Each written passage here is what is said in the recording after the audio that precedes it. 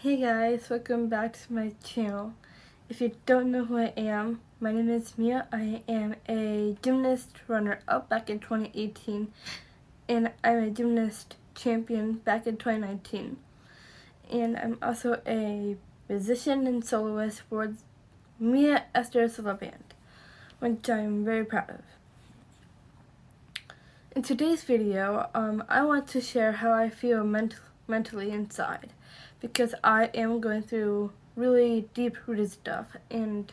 it's really difficult to hold it in, but it's really important for every single person to release it and put it to the public. My best advice, if you're holding something in, is to find a social media platform to release all the emotions and feelings that you've going through. If you are a brand new subscriber or a first time watcher or watching this video, if you don't know what I'm talking about 5 months ago, my camp counselor died, unfortunately, and it was the hardest death situation I ever had to go through, and I really felt so many emotions inside, and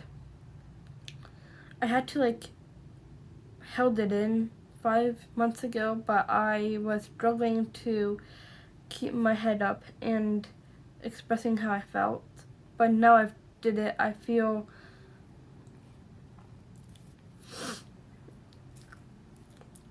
proud that I get to do that, because not a lot of people don't have the courage to do it like me. If you don't know who this person is, his name is Parker, and he was our camp counselor last year, and he lived his life to the fullest, and we would do fun things together at camp. We would do the High School Musical together. We had the best time ever, and we went to get burgers for lunch, and it just had the best time ever. There were so many memories that I had with him that I can't even say a single memory on this channel, because that'll take about half an hour to explain, and I don't want to make this video in half an hour long for you to watch and bored. So I'm just making this plain video for you guys. I have to say, it's okay to cry in situations like these, because grieving is the most common process that any person can go through, and everyone feels emotions, it's totally normal to feel it. But when I heard about Parker's death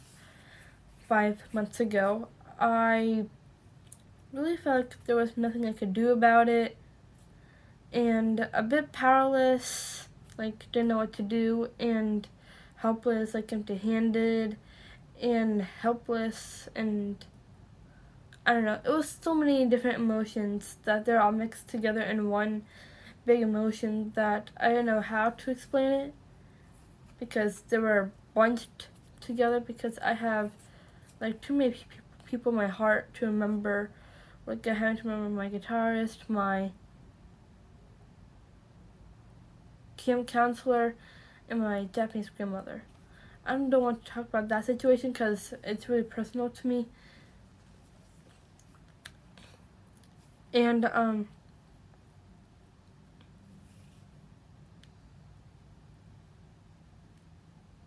yeah, it's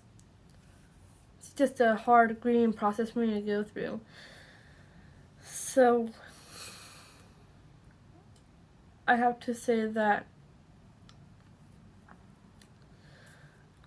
when I very first heard, I felt like that my jaw was, I thought I was just hearing things, and I didn't know what to feel, because one of my friends' mother called my mother about this, because it was urgent, and we didn't know that this happened at all, and it kind of made me cry inside, which was hard for me, but when I very first heard it, I typed all my emotions on a Word document and I shared on a Google document and I shared it with Kelvin, and I went to my Outlook and I emailed all my school teachers. While I went to school, they're just like making sure if I was okay with the whole situation, and they seemed to care about it a whole lot because they're helping me out, and I knew that I felt safe talking to them because everyone in the Roosevelt High School community are really safe people to talk to, and I felt I was being cared for and made sure that I was safe, and I am. And I'm so grateful that I've been able to get that outlet to speak to them, which not a lot of people can. Sometimes, like, I just sort of felt like that I was more of a failure because I failed to be Parker's friend, and it wasn't that case at all because the emotions I used to feel and the failure part is not true because I knew straight off that I shouldn't feel that way, and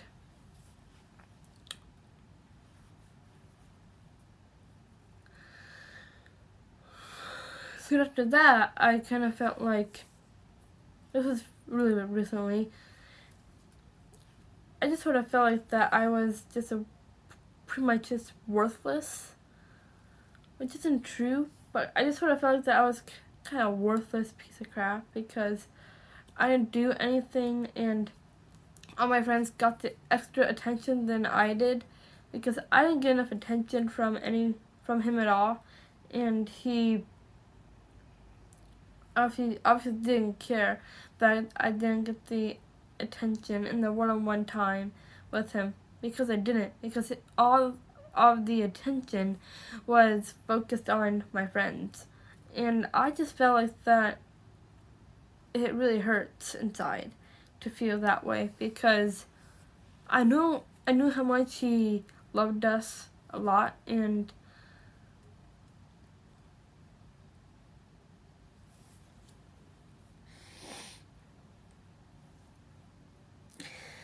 I guess it's difficult to explain that because he cared about all of us and he is in a happier place now, and that's why I picked music as my answer and outlet because I can express on how I feel inside, and I'm still like communicating with other people, and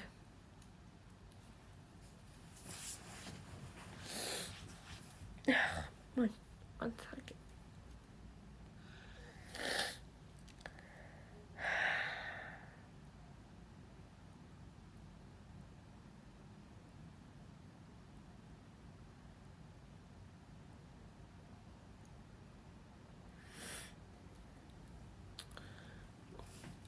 I guess it's kind of cool to explain like how I felt because so many people go through emotions, especially death situations, because that's the hardest one to ever to go through, and I just find myself not struggling, like I just find myself having trouble dealing with it because Kelvin keeps telling me that I'm struggling with those emotions when I'm really not. I'm just having trouble dealing with it, and I just can't hold it in inside. And I knew how tough it was to lose him because we did so many stuff with him, like so many, and I just sort of felt like that all the memories I had with him were thrown away and never really cared on those emotions and the memories I had with him, which really hurts inside. And I just can't let myself down. But I think that Parker wants me to feel down because I don't want to feel that way, but he wants me to feel that way, which isn't true. I just find it difficult. And This is the hardest death I ever had to deal with. I just want to thank you guys for the support from